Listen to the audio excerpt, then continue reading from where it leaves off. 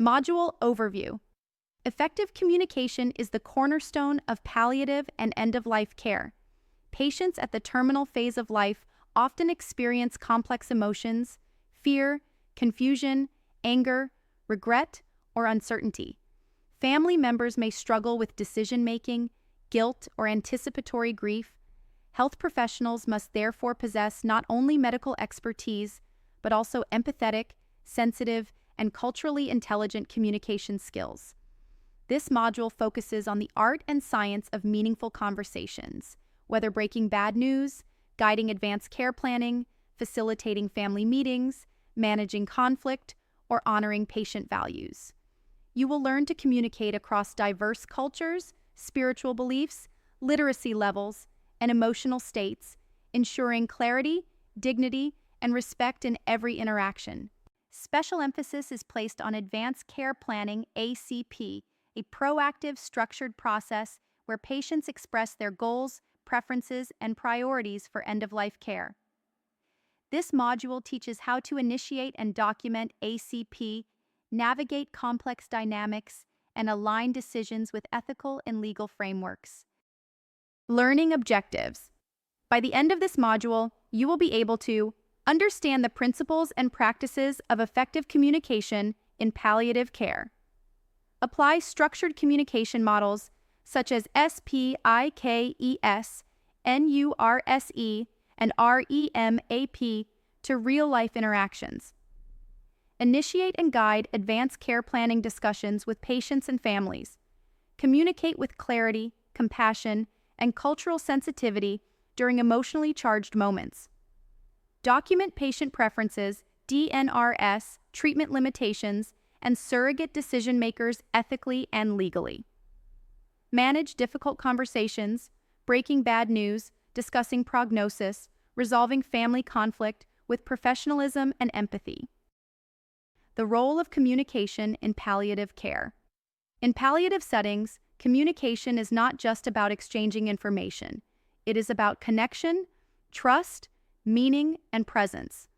The quality of communication can directly impact patient satisfaction, family coping and bereavement outcomes, treatment adherence, symptom management, team collaboration, legal protection for providers. Poor communication can lead to medical errors, emotional harm, mistrust, and unnecessary suffering. Hence, communication must be intentional, reflective, and trauma-informed. Foundational principles of palliative communication. Empathy over efficiency. Active listening over technical jargon. Presence over performance. Open-ended questions over assumptions. Silence and pauses as tools, not problems.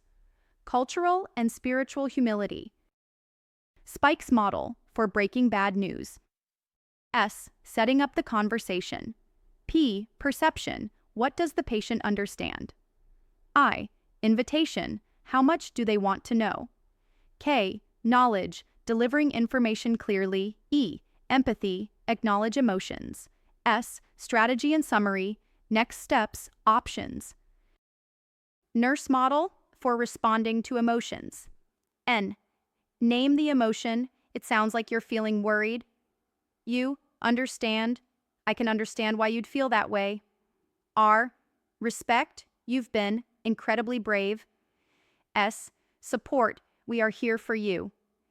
E. Explore. Can you tell me more? Remap model for goals of care conversations. R. Reframe the situation. Clarify diagnosis. E. Expect emotion. M. Map out values and goals. A. Align care with goals. P. Plan treatments together. Advanced care planning, a CP colon. A CP is a process, not a one-time form. It includes identifying the patient's core values, what matters most, discussing treatment preferences, what are they willing to undergo, clarifying the concept of quality of life, designating a surrogate decision maker, creating formal legal documents such as advance directives, DNR orders, living wills, physician orders for life-sustaining treatment, POLST, ACP allows patients to remain in control, even when they lose capacity. It also reduces family stress and guides providers with clarity and confidence. Legal and ethical aspects of ACP and communication. Ensure informed consent is obtained and documented. Respect mental capacity laws.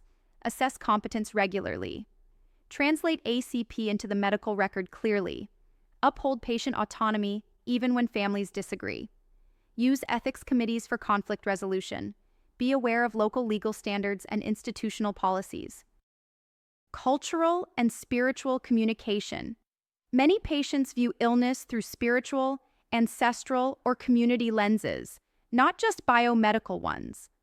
Effective communication means acknowledging faith traditions and their influence on decisions, involving spiritual leaders or family elders when appropriate, avoiding jargon and using interpreters or visuals for low literacy patients, respecting silence, rituals, taboos, or gender roles in communication, asking, not assuming. Are there beliefs we should be aware of as we plan your care? Family and team communication. Involve families as partners, not just observers. Set clear boundaries to avoid misinformation. Use family meetings for aligned care goals and emotional processing. Practice interdisciplinary communication to ensure continuity. Handle disagreements with calm, documentation, and transparency. Advanced care planning. Documentation. ACP must be clearly recorded and regularly updated. Essential components include patients' values, goals, and fears, consent or refusal of treatments, names and contacts of healthcare proxy, dates and signatures on directives. Any religious or cultural notes. All healthcare providers should have access to these records. Self-reflection for communicators. Good communication begins with the self. Professionals must reflect on their own discomfort with death.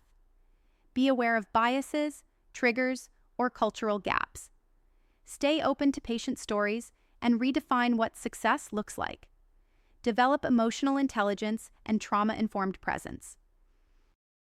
Module 4, Summary.